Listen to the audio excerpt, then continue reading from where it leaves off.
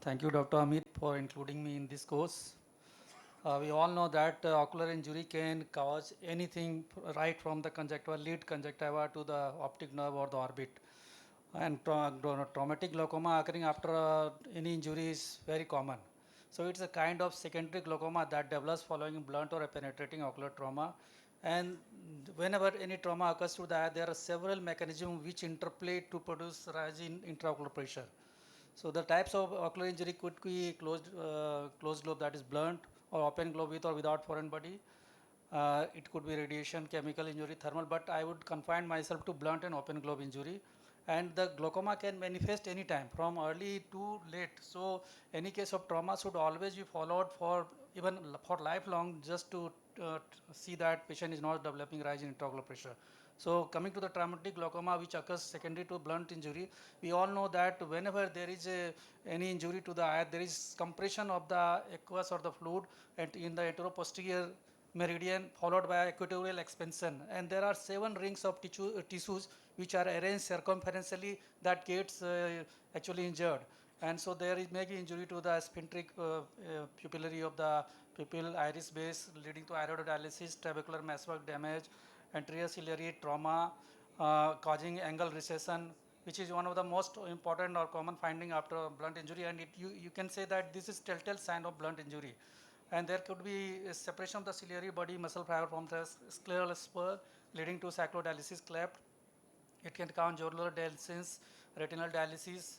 So all kind of injury can occur because of the expansion of, there is a compression, then decompression, then the adjustment and the oscillations of the globe.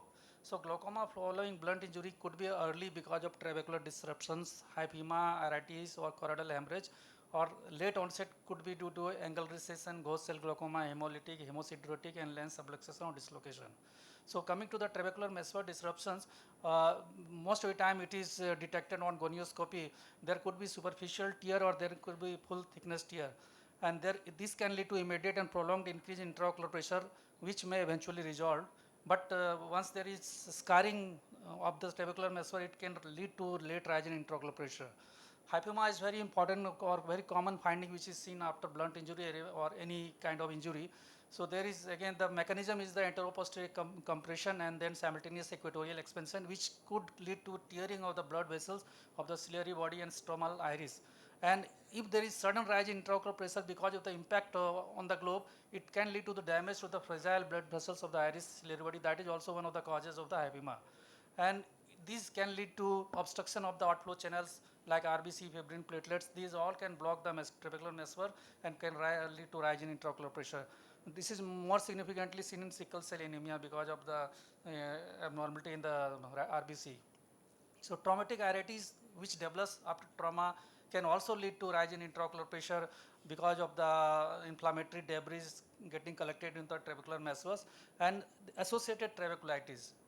Choroidal hemorrhage can occur due to sudden rise in intraocular pressure and then decompression. There can be, if it is too severe, it can lead to choroidal hemorrhage, and patients who are particularly on anticoagulation can develop this problem.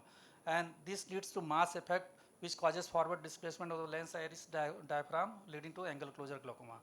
The late onset glaucoma pathophysiology is the angle recession, which is very important. There is tear between the longitudinal and circular layer of the ciliary muscles, which causes widening of the ciliary body band. So when you do the gonioscopy, you can see there is widening of the ciliary body band here. So that is very telltale sign. So you can detect any patient of this sign even years together, years after years.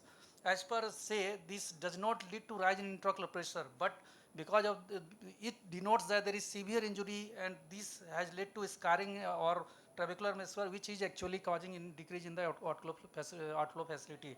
So angle recession per se is not the cause of glaucoma, but the other associated changes.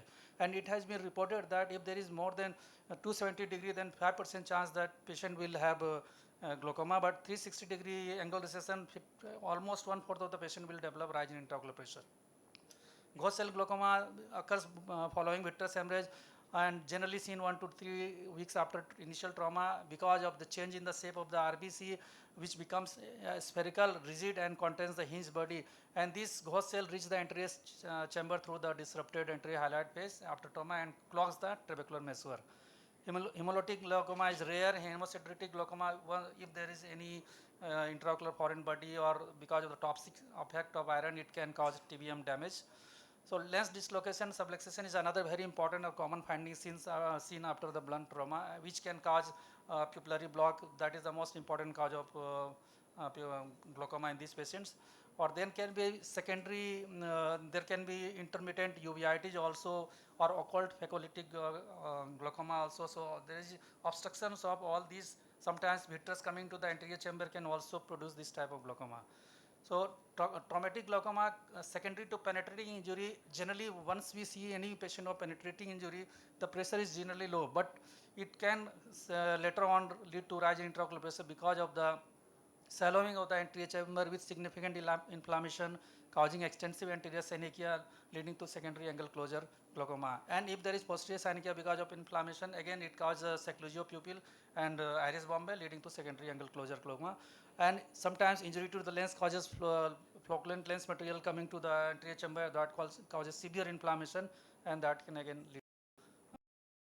This is one of the which is seen maybe months or years after any penetrating injury lead formation of the iris cyst which causes glaucoma. So workup is whenever you see any patient with glaucoma, take thorough history, do the physical examinations just to rule out the patient has not suffered any other organ disease. Then visual acuity and everything, and gonioscopy in the acute stage should not be done. It's better to wait for some more time or some 1 week before we do that, and look for the jonular dehiscence. Indirect ophthalmoscopy must be done in all these patients. So gonioscopic signs of injury are like white gray membrane covering the angle, cyclodialysis collapse. Initially there is a low pressure here, but later on it can cause, if it heals, rise in intraocular pressure. So trabecular mesoflaps hinge can be seen at the scleral spur, and the torn iris process with blood in the angle can also be seen. And other investigation which can be done is the imaging by UBM to see the journal dehiscence, angle recession, cyclodialysis, cleft, anterior segment OCT, and perimetry, of course, to just see the magnitude of the damage.